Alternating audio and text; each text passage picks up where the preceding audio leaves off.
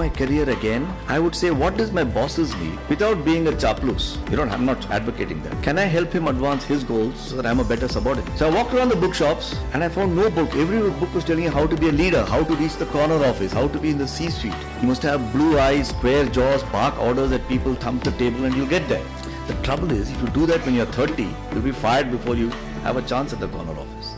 And so nobody is telling you how to be a good subordinate. And that's how the idea came to my mind. And I captured it by saying that there are 4 things that you need to learn. Like in marketing, they say, I don't know if you still teach 4 Ps. Do you still teach that? Yes. So here are my 4 As.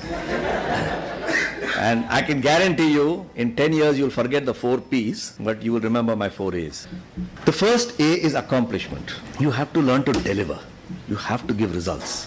In Bengali, they have an expression called Fakibaji, which means, if anybody understands Bengali here, obviously 1 or 2 do.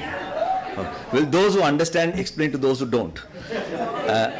Okay?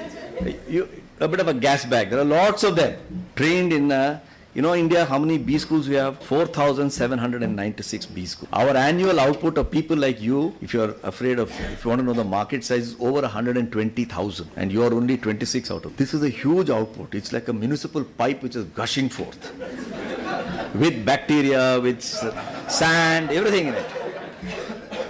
But you have to be a person who's delivering. So accomplishment is the first one. The second one is affability. Affability doesn't mean being a lovely teddy bear and being nice to everybody. Affability means, how can I keep relationships and yet drive a course forward? It's not easy. Sometimes you have to say no, and sometimes you can say yes. It is a very important part of the skills of a manager to learn how to be affable, which means being accomplishing and yet keeping relationships.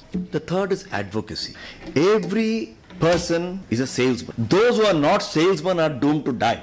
A coolie has to sell his service in the morning at 6 o'clock when the Pandharpur Express arrives at VT. Your domestic has to sell his service to you. And you have to sell your service, advertising, marketing, products. Everybody is a salesman. And this whole aspect of accepting that you have a boss. The moment you're a salesman, you have a boss because he's your customer. When you become a very senior person, the secretary to government, some BJP, MLA, they become your bosses. People say that I became an entrepreneur because I didn't want a boss. That's the biggest load of rubbish. They just changed their boss. The excise fellow, the sales tax fellow, every fellow thinks he's your boss. So you have to learn how to be advocacy and yet hold up to whatever values and principles that you stand for. The last point, last is authenticity. You have to be who you are. You can never forget who you are.